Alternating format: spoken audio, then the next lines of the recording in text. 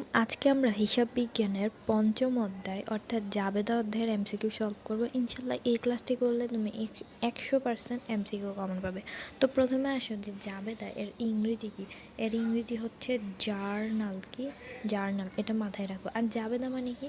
জাবেদা মানে হচ্ছে debit credit বিশ্লেষণ করা। যেমন এখানে লেখা আছে, দেখো, এই দেখো, তারিখ ক্রমানুযায়ী ডেবিট ও ক্রেডিট পক্ষ বিশ্লেষণ করা।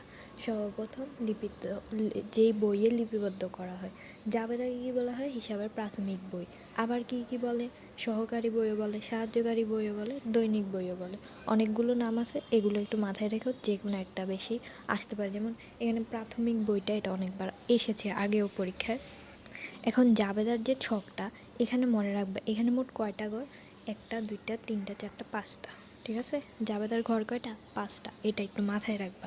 এবার জাবেদার কিছু গুরুত্ব আছে, এগুলো একটু পড়ে নিও। আচ্ছা, জাবেদা হচ্ছে কয় প্রকার? জাবেদা 2 প্রকার। একটা হচ্ছে বিশেষ জাবেদা আর একটা হচ্ছে প্রকৃত জাবেদা। বিশেষ জাবেদা কোনগুলো, এগুলো একটু মনে রাখবা। আর প্রকৃত জাবেদা কোনগুলো, সেগুলো একটু মনে রাখবা। এবার দেখো বাট্টা। বাট্টা কয় ধরনের? বাট্টা হচ্ছে 2 ধরনের। অনেকেই বাট্টাগুলোই চেনে না। তুমি একজন কমার্স স্টুডেন্ট হিসেবে তোমাকে বাট্টা চিনতে হবে। যেমন কী কী? কারবারি বাট্টা আর নগদ বাট্টা। কারবারি কোনগুলো? ক্রয় বাট্টা আর বিক্রয় বাট্টা। আর নগদ বাট্টা কোনগুলো? প্রদত্ত বাট্টা আর প্রাপ্ত বাট্টা।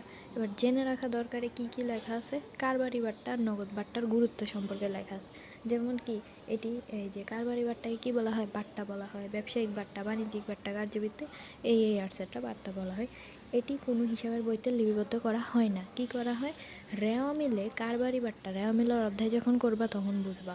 কারবারি বাট্টা থাকলে বুঝতে হবে সে ভুলক্রমে হিসাবে লেখা হয়েছে, মানে কি রেওয়া মিলে কিছু ভুল থাকে, ওইগুলো সংশোধন করে তোমাকে একটা রেওয়া মিল প্রস্তুত করতে হয়, ওইগুলো আর কি। এবার নগদ বাট্টা কোনগুলো? কারবারি বাট্টা দেওয়ার পর তার উপর নগদ বাট্টা ধরা হয়। এটি একটি অনগদ লেনদেন, মনে রাখতে হবে আমাদের এমসিকিউর জন্য। প্রদত্ত বাট্টা ডেবিট হবে, তা বিক্রেতার জন্য খরচ। আর প্রাপ্ত বাট্টা ক্রেডিট হবে, এটা ক্রেতার জন্য আয়।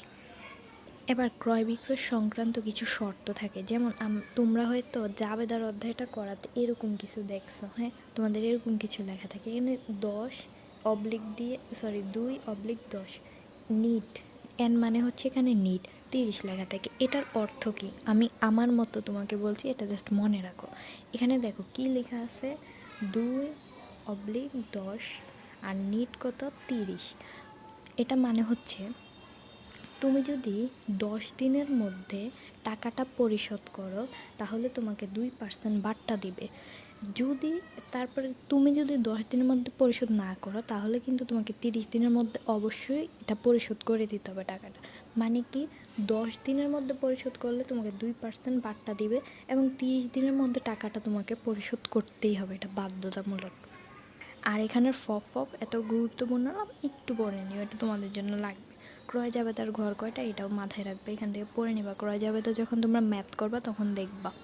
এবং ক্রয় জাবেদা কেন প্রস্তুত করা হয়? বাকিতে ক্রয় কী করা হয় এটার মধ্যে লেখা হয়, তার জন্য। তারপর বিক্রয় জাবেদা, বিক্রয় ফেরত জাবেদা, তারপর ক্রয় ফেরত জাবেদা, এগুলো ঘরগুলো মনে রাখবা। কোনটা কেন প্রস্তুত করা হয় এগুলো একটু মাথায় রাখবা। এবার দেখো এখানে অনেকগুলো এমসিকিউ আছে, এগুলো একটু পড়ে নেবে। এবার দেখো তোমাদের এই অধ্যায় থেকে কোন কোন এমসিকিউগুলো খুব বেশি প্রশ্ন আসে। নাম্বার 1 হচ্ছে তোমার এই যে জাবেদা, বিভিন্ন একটা মানে লেনদেন তোমাকে লিখে দিবে, তারপর বলবে যে এটার জাবেদা লিখো। তোমাকে এমসিকিউতে এরকমভাবে প্রশ্ন করবে, তাই সবগুলো জাবেদা তোমার ভালোভাবে জানতে হবে। বইয়েরগুলো তো মাস্ট জানতে হবে, এর বাইরেও তোমাকে অনেকগুলো পড়তে হবে। আর এগুলো একটু মনোযোগ সহকারে